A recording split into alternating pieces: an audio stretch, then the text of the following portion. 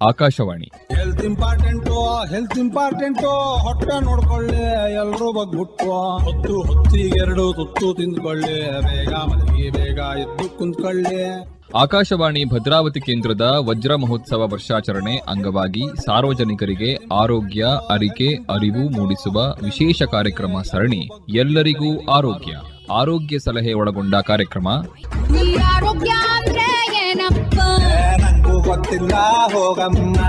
ಈ ಕಾರ್ಯಕ್ರಮ ಸರಣಿಯ ಸಹಯೋಗ ಹಾಗೂ ಪ್ರಾಯೋಜಕರು IMA ಶಿವಮೊಗ್ಗ ಶಾಖೆ. ಆರೋಗ್ಯವೇ ಭಾಗ್ಯ ಅಂತ ಕಾಯಿಲೆ ಕತ್ತಲೆ ಮೂಲ ಯಾವಂದು ಹೇಳೋಕೆ ಆಗೋದಿಲ್ಲ. ಇಂದಿನ ಕಾರ್ಯಕ್ರಮದಲ್ಲಿ ಅಪಸ್ಮಾರ ಈ ಕುರಿತು ಮಾಹಿತಿ ನೀಡುತ್ತಾರೆ ಶಿವಮೊಗ್ಗದ ಧೀಮಹಿ ಮಕ್ಕಳ ನರರೋಗ ಮತ್ತು ವಿಕಸನ ಕೇಂದ್ರದ ನರರೋಗ ತಜ್ಞರಾದ ಡಾಕ್ಟರ್ ಯತೀಶ್ BL. ನಮಸ್ತೆ, ನಾನು ಡಾಕ್ಟರ್ ಯತೀಶ BL, ಮಕ್ಕಳ ನರರೋಗ ತಜ್ಞ, ಧೀಮಹಿ ಮಕ್ಕಳ ನರರೋಗ ಮತ್ತು ವಿಕಸನ ಕೇಂದ್ರ, ಶಿವಮೊಗ್ಗ. ಶ್ರೋತೃಗಳೇ, ನೀವು ನಿಮ್ಮ ಮನೆಯಲ್ಲೇ ಆಗಿರ್ಬೋದು ಅಥವಾ ದಾರಿಯಲ್ಲೇ ಆಗಿರ್ಬೋದು, ಒಂದು ಮಗು ಪ್ರಜ್ಞೆ ತಪ್ಪಿ ಕೈಕಾಲು ಶೇಕ್ ಮಾಡಿಕೊಂಡು ಬಾಯಲ್ಲಿ ಜೊಲ್ ಬರ್ತಾ ಇರೋದನ್ನ ಸಾಮಾನ್ಯವಾಗಿ ಕಂಡಿರಬಹುದು. ಇದನ್ನು ನಾವು ಅಪಸ್ಮಾರ, ಫಿಟ್ಸ್ ಅಂತ ಕರಿತೀವಿ. ಎಲ್ಲ ವಯೋಮಾನದಲ್ಲೂ ಕೂಡ ಕಾಣುತ್ತೆ, ಬಟ್ ಅದು ಅತಿ ಹೆಚ್ಚಾಗಿ ಮಕ್ಕಳಲ್ಲಿ ಕಾಣುತ್ತೆ. ಯಾಕಪ್ಪ ಅಂತೇಳಿದರೆ, ಮಕ್ಕಳು ಮೆದುಳೇನಿರುತ್ತಲ್ಲ ಅದು ಎಕ್ಸೈಟೇಟರ್ ನೇಚರಲ್ಲಿ ಇರುತ್ತೆ. ಸೊ ಅದು ಮಗುವಿನ ಬೆಳವಣಿಗೆಗೆ ಪೂರಕವಾಗಿರುತ್ತೆ. ಸೊ ಅದರಿಂದ ಮಗುವಿನ ಮೆದುಳಲ್ಲಿ ಸಣ್ಣ ಪುಟ್ಟ ಇಂಜುರಿಗಳಾದರೂ ಕೂಡ ಅದನ್ನು ತಡ್ಕೊಳ್ಳೋ ಶಕ್ತಿ ಕಡಿಮೆ ಇರೋದ್ರಿಂದ ಅದು ಫಿಟ್ಸ್ ರೂಪದಲ್ಲಿ ಕಾಣಿಸ್ಕೊಳ್ಳುತ್ತೆ. ಸೊ ಫಿಟ್ಸ್ ಅಂದರೆ ಇದು ಒಂದು ನರರೋಗದ ಲಕ್ಷಣ ಅಷ್ಟೇ, ಇದು ಕಾಯಿಲೆ ಅಲ್ಲ.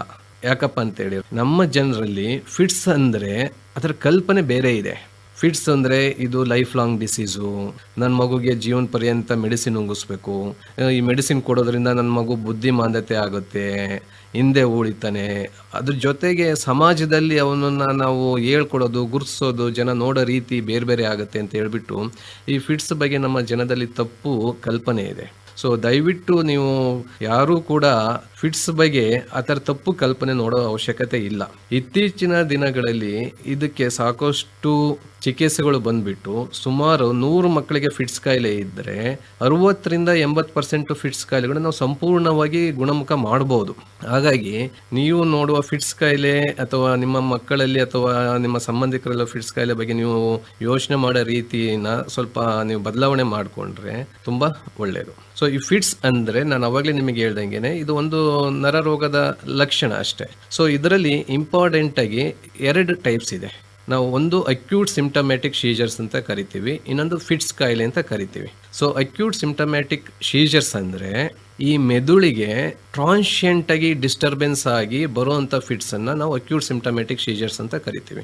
ಉದಾಹರಣೆಗೆ ತಲೆಗೆ ಪೆಟ್ಟು ಬಿದ್ದು ಬರುವಂಥ ಫಿಟ್ಸು, ಅಥವಾ ಮೆದುಳು ಜ್ವರ ಆಗಿ ಬರುವಂಥ ಫಿಟ್ಸು, ಅಥವಾ ಮಗುಗೆ ಶುಗರ್ ಕಡಿಮೆಯಾಗಿ ಸೋಡಿಯಂ ಅಂಶ ಕಡಿಮೆಯಾಗಿ ಬರುವಂಥ ಫಿಟ್ಸನ್ನು ನಾವು ಅಕ್ಯೂಟ್ ಟ್ರಾನ್ಷಿಯಂಟ್ ಅಥವಾ ಅಕ್ಯೂಟ್ ಸಿಂಪ್ಟಮ್ಯಾಟಿಕ್ ಸೀಜರ್ಸ್ ಅಂತ ಕರಿತೀವಿ. ಇದು ಯಾಕಪ್ಪ ಅಂತ ಹೇಳಿದ್ರೆ, ಅದು ಮಗು ಮೆದುಳಿಗೆ ಏನು ಇಂಜುರಿ ಆಗಿರುತ್ತಲ್ಲ ಅದು ಟ್ರಾನ್ಷಿಯಂಟ್ ಇರುತ್ತೆ.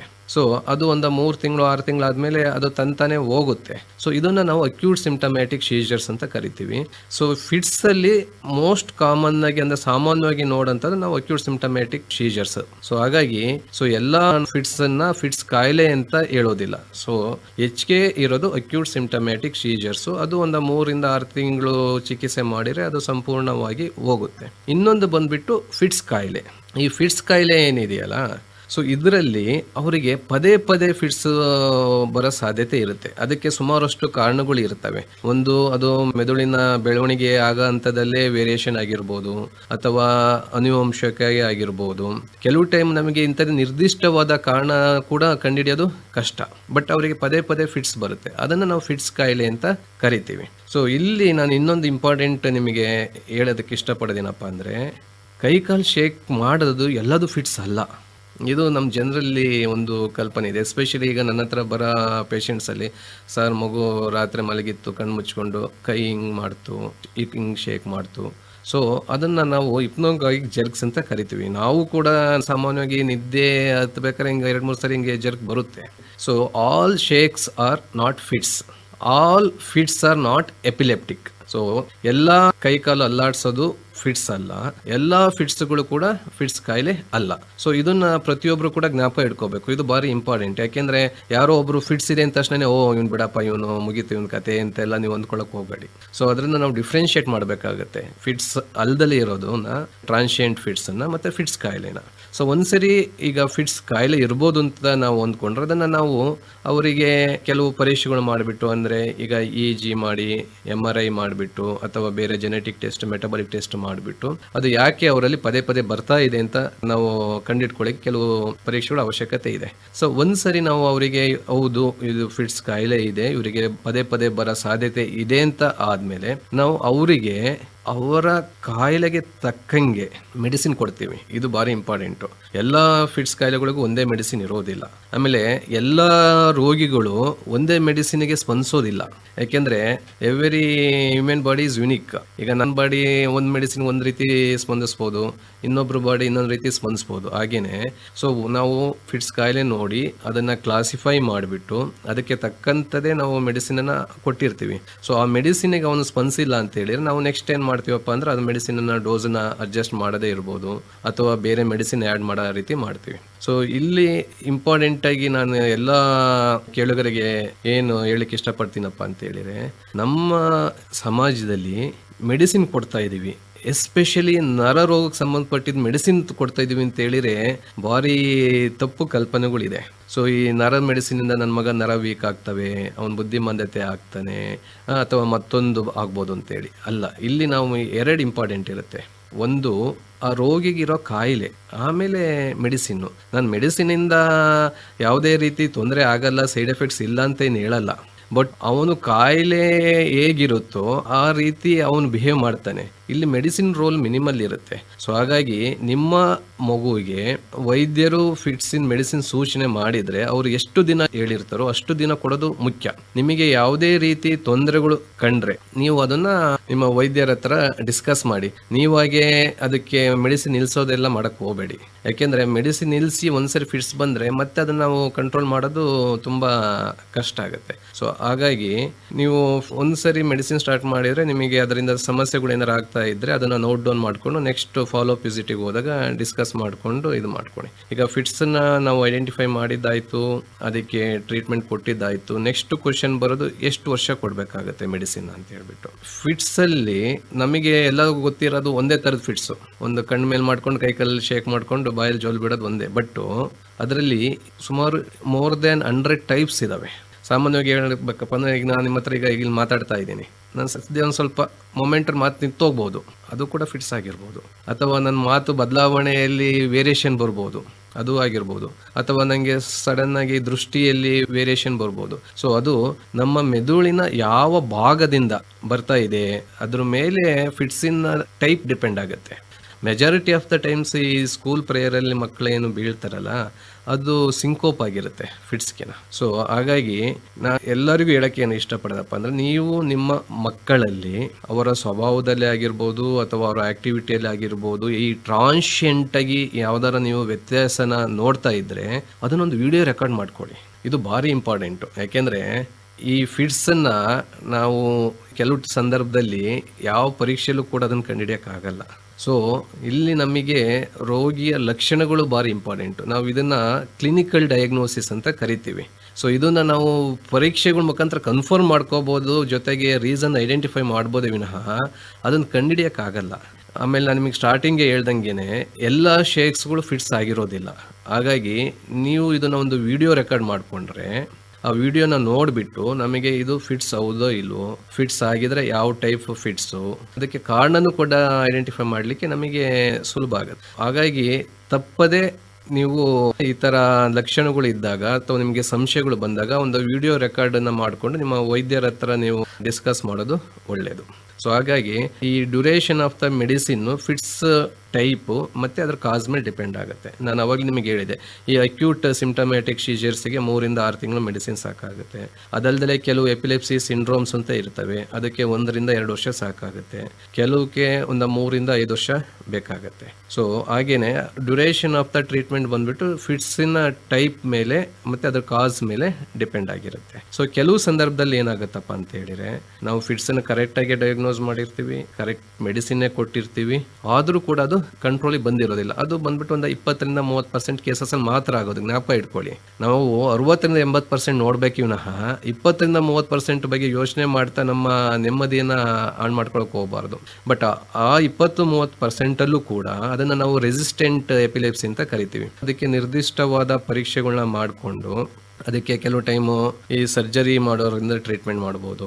ಕೆಲವರಿಗೆ ಡಯಟ್ ಮಾಡಿಫಿಕೇಶನ್ ಅಂದರೆ ಕೀಟೋಜೆನಿಕ್ ಡಯಟಿಂದ ಟ್ರೀಟ್ಮೆಂಟ್ ಮಾಡ್ಬೋದು. ಕೆಲವರಿಗೆ ಬೇರೆ ಮೆಥಡ್ಸ್ ಇರ್ತವೆ, ಅಂದರೆ ವೇಗನ್ ನರ್ವ್ ಸ್ಟಿಮ್ಯುಲೇಷನ್ ಅಂತ ಮಾಡ್ತೀವಿ, ಇನ್ನೊಂದು ಡೀಪ್ ಬ್ರೈನ್ ಸ್ಟಿಮ್ಯುಲೇಷನ್ ಅಂತ ಇದೆ. ಸೊ ಈ ಥರ ಬೇರೆ ಬೇರೆ ಮೆಥಡ್ಸಲ್ಲಿ ಅವ್ರನ್ನ ಸೀಜರ್ಸ್ನ ಕಂಟ್ರೋಲ್ ಮಾಡಲಿಕ್ಕೆ ಅವಕಾಶಗಳು ಇರ್ತವೆ. ಸೊ ಮೆಡಿಸಿನಿಗೆ ಕಂಟ್ರೋಲ್ ಆಗ್ತಾ ಇಲ್ಲ ಅಂತ ತಕ್ಷಣ ಅದು ಸ್ಟೋರಿ ಅಲ್ಲಿ ಮುಗೀತು ಅಂತಲ್ಲ, ಅದಕ್ಕೆ ಬೇರೆ ಆಲ್ಟರ್ನೇಟಿವ್ಸ್ ಏನಿದಾವೆ ಅಂತ ಯೋಚನೆ ಮಾಡಿಬಿಟ್ಟು ಅದನ್ನು ಕೂಡ ಎಕ್ಸ್ಪ್ಲೋರ್ ಮಾಡಿ ನಾವು ಟ್ರೀಟ್ಮೆಂಟ್ ಮಾಡಬೇಕಾಗತ್ತೆ. ಸೊ ಸುಮಾರಷ್ಟು ಫಿಟ್ಸನ್ನು ನಾವು ಸಂಪೂರ್ಣವಾಗಿ ಗುಣಪಡಿಸ್ಬೋದು. ಗುಣಪಡಿಸ್ದಲೇ ಆಗದಲ್ಲೇ ಇರೋನ್ನ ಕಂಟ್ರೋಲಲ್ಲಂತೂ ಇಡ್ಬೋದು. ನಾವು ಯಾವುದೇ ಕಾಯಿಲೆ ಆಗಿರ್ಬೋದು, ಅದು ಮಗುವಿನ ಕುಂಠಿತ ಬೆಳವಣಿಗೆ ಆಗಿರ್ಬೋದು, ಫಿಟ್ಸ್ ಕಾಯಿಲೆ ಆಗಿರ್ಬೋದು, ಮೆದುಳು ಜ್ವರ ಆಗಿರ್ಬೋದು, ಮತ್ತೊಂದಾಗಿರ್ಬೋದು, ನಮ್ಮ ಹತ್ರ ಬರೋ ರೋಗಿಯಲ್ಲಿ ನಾವು ಉದ್ದೇಶ ಏನಿರುತ್ತೆ, ಆ ಮಗು ಇನ್ನೊಂದು ಮಗು ಥರನೇ ಸಮಾಜದಲ್ಲಿ ಇರಲಿ ಅನ್ನೋದೇ ನಮ್ಮ ಉದ್ದೇಶ. ಸೊ ಹಾಗೇನೆ ಈ ಫಿಟ್ಸ್ ಕಾಯಿಲೆಗೂ ಕೂಡ ನಾವು ಆ ಕಾಯಿಲೆಗೆ ತಕ್ಕಂತೆ ಟ್ರೀಟ್ಮೆಂಟ್ ತಗೊಂಡು ನಾವು ಅವರನ್ನ ಸಂಪೂರ್ಣವಾಗಿ ಗುಣಪಡಿಸಿ ಮುಖ್ಯವಾಹಿನಿಗೆ ಸುಮಾರಷ್ಟು ಫಿಟ್ಸ್ ಕಾಯಿಲೆ ಇರೋ ಮಕ್ಕಳನ್ನ ತರಬಹುದು. ಸೊ ಈ ಪ್ರಥಮ ಚಿಕಿತ್ಸೆ ಅಂದರೆ ನಾವು ಏನು ಮಾಡಬೇಕಪ್ಪ ಅಂತ ಹೇಳಿದರೆ, ಸೊ ನಾವು ಯಾವುದೇ ಒಂದು ವ್ಯಕ್ತಿಗೆ ಫಿಟ್ಸ್ ಬಂದಾಗ ಫಸ್ಟ್ ನಾವು ತುಂಬ ಗಾಬರಿಗೊಳಗಕ್ಕೆ ಹೋಗಬಾರ್ದು. ಸೊ ಆ ಮಗುನ ಒಂದು ಸೇಫ್ ಪ್ಲೇಸಲ್ಲಿ, ಅಂದರೆ ಯಾವುದೇ ಒಂದು ಬೀಳಂಥ ಜಾಗದಲ್ಲಿ ಆಗಿರ್ಬೋದು ಅಥವಾ ಟೇಬಲ್ ಮೇಲಂತ ಬಿಟ್ಟು ಸೇಫ್ ಪ್ಲೇಸಲ್ಲಿ ಎಡಭಾಗಕ್ಕೆ ತಿರುಗಿಸಿ ಮಲಗಿಸ್ಬೇಕು. ಆ ಥರ ಮಾಡೋದ್ರಿಂದ ಮಗು ಬಾಯಲ್ಲಿ ಏನಾರ ಜೊಲ್ ಬರ್ತಾ ಇದ್ರೆ ಅಥವಾ ಮಗು ವಾಮಿಟ್ ಏನಾರ ಮಾಡ್ತಾ ಇದ್ರೆ ಅದು ಹೊರಗಡೆ ಹೋಗ್ಬಿಟ್ಟು ಮಗು ಉಸಿರಾಡಲಿಕ್ಕೆ ಯಾವುದೇ ರೀತಿಯ ಸಮಸ್ಯೆ ಆಗಲ್ಲ. ಸೊ ಸಾಮಾನ್ಯವಾಗಿ ಯಾವುದೇ ಟೈಪ್ ಫಿಟ್ಸ್ ಇದ್ರೂ ಕೂಡ ಅದು 1 ರಿಂದ 2 ನಿಮಿಷದಲ್ಲಿ ತಂತಾನೆ ನಿಲ್ಲುತ್ತೆ. ಅದಕ್ಕೆ ನಾವು ಏನು ಮಾಡೋ ಅವಶ್ಯಕತೆ ಇರೋದಿಲ್ಲ. ನಾವು ಮಾಡಬೇಕಾಗಿದ್ದು ಇಷ್ಟೇ, ಒಂದು ಮಗುನ ಸೇಫ್ ಪ್ಲೇಸಲ್ಲಿ ಎಡಭಾಗಕ್ಕೆ ತಿರುಗಿಸಿ ಮಲಗಿಸೋದಷ್ಟೇ. ಕೈಗೆ ಕಬ್ಬಣ ಕೊಡೋದೇ ಆಗಿರಲಿ, ಅಥವಾ ಕೆಲವರು ಕೈಗೆ ಲೆದರ್ ಕೊಡ್ತಾರೆ, ಕೆಲವರು ಇನ್ನು ಚುಟ್ಕೆ ಹಾಕ್ತಾರೆ. ಸೊ ಹಿಂಗೆ ಸುಮಾರಷ್ಟು ಇದ್ದಾವೆ. ಇವು ನಮ್ಮ ಹಳೆ ಪದ್ಧತಿಗಳಿಂದ ರೂಢಿಯಲ್ಲಿ ಬಂದಿದ್ದಾವೆ. ಇದಕ್ಕೆ ಯಾವುದೇ ಆದ ಒಂದು ವೈಜ್ಞಾನಿಕವಾದ ಎಕ್ಸ್ಪ್ಲನೇಷನ್ ಇಲ್ಲ. ಸೊ ಬಟ್ ನಾವು ಇದರಲ್ಲಿ ಡೂಸ್ ಆ್ಯಂಡ್ ಡು ನಾಟ್ಸ್ ಅಂತ ಕರಿತೀವಿ. Do not is more important. ಅಂದರೆ ನಾವು ಏನೇನು ಮಾಡಬಾರ್ದು ಅನ್ನೋ ಫಸ್ಟ್ ತಿಳ್ಕೊಬೇಕು. ಏನೇನು ಮಾಡಬಾರ್ದಪ್ಪ ಅಂತ ಹೇಳಿದ್ರೆ, ಫಿಟ್ಸ್ ಬರ್ತಾ ಇರ್ಬೇಕಾದ್ರೆ ನಾವು ಮಗುನ ಎತ್ಕೊಳ್ಳೋದು, ಓಡಾಡೋದು ಅದೆಲ್ಲ ಮಾಡೋಂಗಿಲ್ಲ. ಮಗು ಫಿಟ್ಸ್ ಬರ್ತಾ ಇರ್ಬೇಕಾದ್ರೆ ಮಗುನ ಒಂದು ಕಡೆ ಸೇಫಾಗಿ ಎಡಭಾಗ ತಿರುಗಿಸಿ ಮಲಗಿಸ್ಬೇಕು. ಆಮೇಲೆ ಮಗು ಬಾಯಲ್ಲಿ ಬೆರಳು ಹಾಕೋದು ಅವೆಲ್ಲ ಮಾಡಬಾರ್ದು. ಯಾಕೆಂದರೆ it is a very strong motor activity. ನಾವು ತಪ್ಪಿನಾರ ಬೆರಳು ಹಾಕಿರೋ ಬೆರಳು ಕೂಡ ಕಟ್ಟಾಗ್ಬೋದು. ಸೊ ಬೆರಳು ಹಾಕಬಾರ್ದು.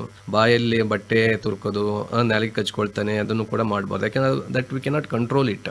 ಅದರಿಂದ ನಾವು will be doing more harm. ಆಮೇಲೆ ಕೆಲವ್ರು ಏನು ಮಾಡ್ತಾರೆ, ಫಿಟ್ಸ್ ಬರ್ತಿರ್ಬೇಕಾದ್ರೆ ತೀರ್ಥ ತಂದು ಹಾಕೋದು ಅದೆಲ್ಲ ಮಾಡ್ತಾರೆ. ಅದನ್ನು ಮಾಡಬಾರ್ದು. ಯಾಕೆಂದರೆ ಆವಾಗ ನಮ್ಮದು ಮೋಟರ್ ಆ್ಯಕ್ಟಿವಿಟಿ ಕಂಟ್ರೋಲ್ ಆಗಿರಲ್ಲ. ನಾವು ತೀರ್ಥ ಹಾಕೋದು ಶ್ವಾಸಕೋಶಕ್ಕೆ ಹೋಗ್ಬಿಟ್ರೆ ಅನ್ನನಾಳಕ್ಕೆ ಹೋಗೋ ಬದಲು ಅದು ಆಸ್ಪಿರೇಷನ್ ಆಗಿ ಮತ್ತು ಅದರಿಂದ ಮಗುಗೆ ಕಫ ಆಗ್ಬೋದು. ಸೊ ಆಮೇಲೆ ಈ ಚುಟ್ಕಿ ಹಾಕೋದು ಇಂಥವನ್ನು ಯಾವುದನ್ನೂ ಮಾಡಬಾರ್ದು. ಈ ಕಬ್ಬಣ ಕೊಡೋಂಥದ್ದು, ಬೆರಳು ಒತ್ತಿಡ್ಕೊಳ್ಳೋಂಥದ್ದು, ಇದರಿಂದ ಹಾರ್ಮ್ ಏನಿಲ್ಲ, ಬಟ್ ಅದರ ಅವಶ್ಯಕತೆ ಇಲ್ಲ. ಸೊ ಕೇಳುಗರೆ, ಕೊನೆಯದಾಗಿ ನಾನು ನಿಮಗೆ ಹೇಳಕ್ಕೆ ಏನು ಇಷ್ಟಪಡ್ತೀನಪ್ಪ ಅಂದರೆ, ನಾವು ಸಾಮಾನ್ಯವಾಗಿ ಇತ್ತೀಚಿನ ದಿನಗಳಲ್ಲಿ ಏನು ನೋಡ್ತಾ ಇದೀವಪ್ಪ ಅಂತೇಳಿದರೆ, ಎಲ್ಲ ಮೆಜಾರಿಟಿ ಆಫ್ ದ ಪೇಷಂಟ್ಸ್ ಅವರಲ್ಲಿರೋ ಇನ್ಫಾರ್ಮೇಷನ್ಸ್ನ ಗೂಗಲ್ ಫೀಡ್ ಮಾಡ್ತಾರೆ. ಇತ್ತೀಚೆಗೆ ಇನ್ನೂ ಏನಾಗಿದೆ ಅಂದರೆ, ಚಾಟ್ GPT ಅವ್ರದ್ದೇ ಸಿಂಪ್ಟಮ್ಸು, ಅವ್ರದ್ದೇ ಕಾಯಿಲೆ, ಅವ್ರದ್ದೇ ಟ್ರೀಟ್ಮೆಂಟು, ನಾವು ಅದನ್ನು ಅನುಮೋದನೆ ಮಾಡಬೇಕಷ್ಟೇ, ಆ ಸ್ಥಿತಿಗೆ ಬಂದಿದೆ. ಬಟ್ ಇಲ್ಲಿ ನಾನು ನಿಮಗೆ ಹೇಳೋಕ್ಕೆ ಇಷ್ಟಪಡೋದೇನಪ್ಪ ಅಂದರೆ, ನನ್ನ ಕಂಪ್ಯೂಟರ್ ನನಗೆ ರಿಪೇರಿ ಮಾಡೋಕ್ಕೆ ಬರಲ್ಲ. ಹಾಗೆಯೇ ನೀವು ಗೂಗಲಲ್ಲಿರೋ ಇನ್ಫಾರ್ಮೇಷನ್ನು ಅಥವಾ ಎಲ್ಲಿರೋ ಇನ್ಫಾರ್ಮೇಷನ್ನು ಅದನ್ನು ನೀವು ನೋಡಿ, ನಾವು ಬೇಡ ಅಂತೇನು ಹೇಳೋದಿಲ್ಲ. ಬಟ್ಟು ಅದರಲ್ಲಿ ನಿಮಗೆ ಸಂಪೂರ್ಣವಾಗಿ ಯಾವುದು ಅರ್ಥ ಆಗೋದಿಲ್ವೋ ಅದನ್ನು ನೀವು ಪಾಯಿಂಟ್ಸ್ ಮಾಡ್ಕೊಂಡು ಬಂದು ವೈದ್ಯರ ಹತ್ರ ಅದನ್ನು ಡಿಸ್ಕಸ್ ಮಾಡಿ. ಸೊ ಅದರಲ್ಲಿ ಇರೋದನ್ನ ನೀವು ಕನ್ಕ್ಲೂಡ್ ಮಾಡಕ್ಕೆ ಹೋಗಬೇಡಿ. ಅದಕ್ಕೆ ಪರಿಹಾರ ಕಂಡುಕೊಂಡು ಸರಿಯಾದ ಚಿಕಿತ್ಸೆ ತಗೊಳ್ಳೋದು ಭಾರಿ ಮುಖ್ಯ ಇತ್ತೀಚಿನ ದಿನಗಳಲ್ಲಿ. ನಮಸ್ಕಾರ. ಇದುವರೆಗೂ ಅಪಸ್ಮಾರ ಈ ಕುರಿತು ಮಾಹಿತಿ ನೀಡಿದವರು ಶಿವಮೊಗ್ಗದ ಧೀಮಹಿ ಮಕ್ಕಳ ನರರೋಗ ಮತ್ತು ವಿಕಸನ ಕೇಂದ್ರದ ನರರೋಗ ತಜ್ಞರಾದ ಡಾಕ್ಟರ್ ಯತೀಶ್ ಬಿಎಲ್.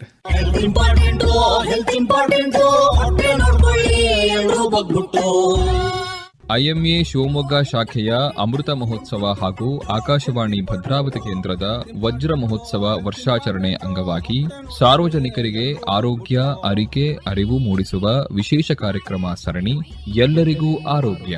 ಆರೋಗ್ಯ ಸಲಹೆ ಒಳಗೊಂಡ ಕಾರ್ಯಕ್ರಮ. ನಂಗೂ ಗೊತ್ತಿಲ್ಲ ಹೋಗಮ್ಮ.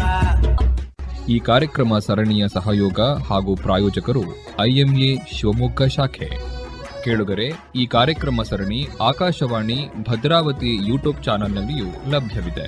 ಕಾರ್ಯಕ್ರಮದ ನಿರ್ವಹಣೆ ಎಸ್ಆರ್ ಭಟ್, ಸಹಕಾರ ಸವಿತಾ ಎಸ್. ಕಾರ್ಯಕ್ರಮ ಆಕಾಶವಾಣಿ ಭದ್ರಾವತಿ ಕೇಂದ್ರದ ಕೊಡುಗೆ.